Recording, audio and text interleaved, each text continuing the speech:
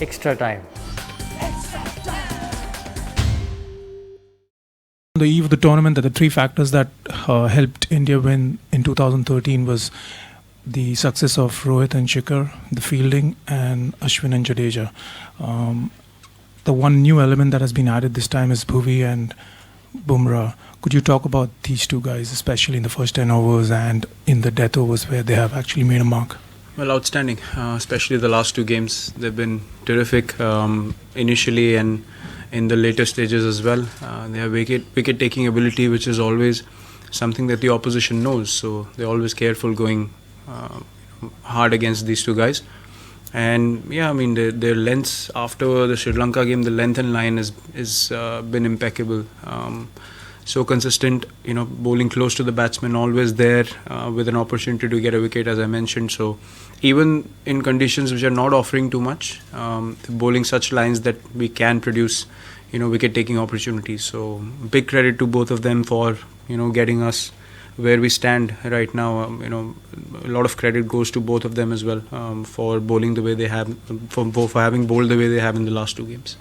Virat, just your decision to bring on Kedar Jadhav when those two were going well, Mushfiqur and Tamim, was it just a sort of option to slow down the run rate, or were you looking at him as a genuine wicket-taking option, or were the wickets just a bonus that happened happily? Wickets were honestly a bonus. Hardik went for a few in his first three, so we wanted to give him a bit of a break and cover up overs through Kedar. And with one left-hander batting, we knew that he has the ability to get in 2-3 dot balls to the left-hander every over.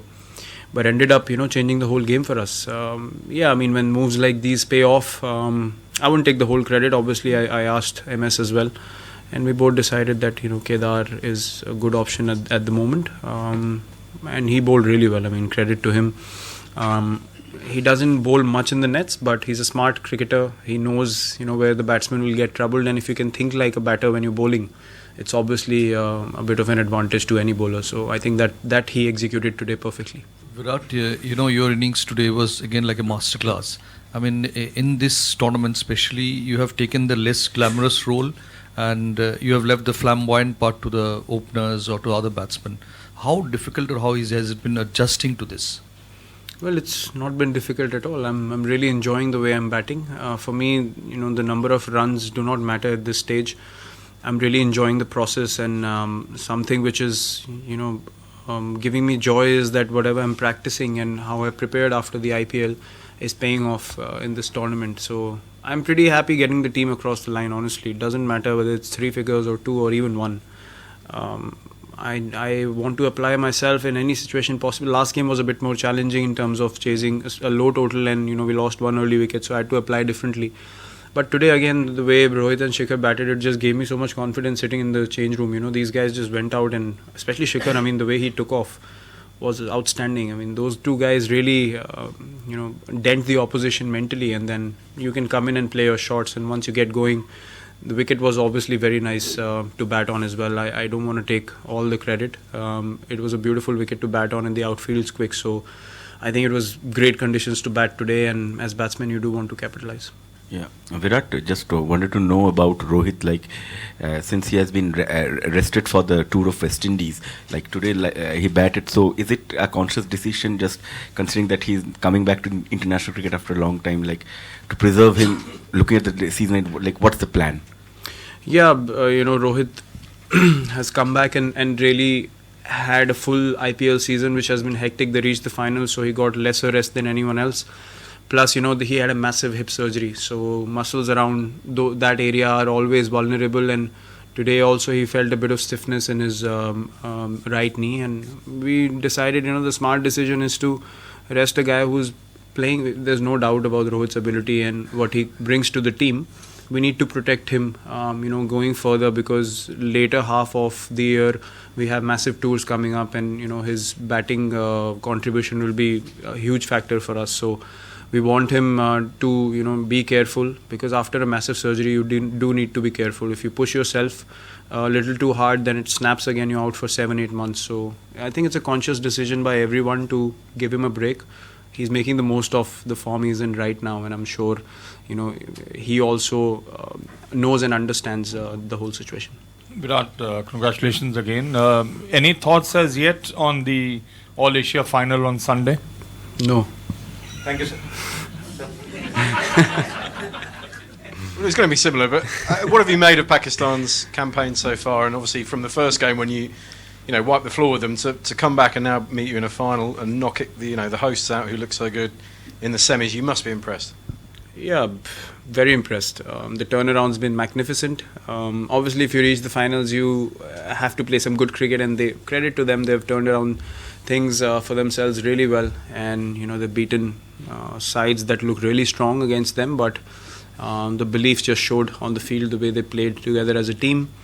And regardless of who you play in the finals, it's always going to be challenging, because once you start thinking that it's a big game, then your mindset changes. So what we are going to try to do is repeat the similar sort of cricket that we have played so far, knowing the strengths and weaknesses they have. Obviously we'll have to plan a bit according to that, but I don't think there's much that we need to change as a team. I don't think we need to look too far away from what we are doing as a group.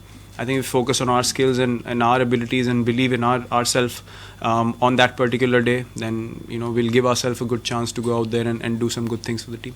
Virat, top 8 teams are playing in this tournament, and 2 semi-finals are one-sided. Does it surprise you? Not really. It's everyone in a big tournament. Everyone wants to play good cricket. Everyone wants to finish games for the team, and you will see more clinical performances in tournaments like these, because you don't want to give even a 1% of chance to the opposition. So you will see 8-wicket, 9-wicket victories. You will see sides getting bowled out under pressure.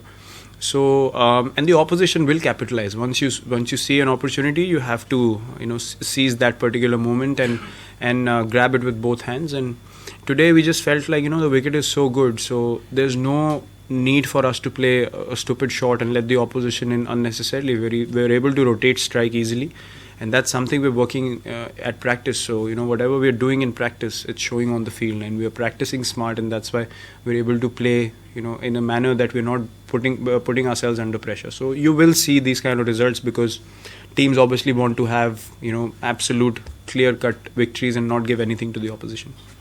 Virat, a beautiful wicket to bat on, as you said, but you managed to get clusters of dot balls and low scoring overs despite big partnership between them. Could you comment on that? And that led to wickets. Yeah, see, wickets are important throughout the innings. If you don't take wickets, then it's difficult to contain the scoring.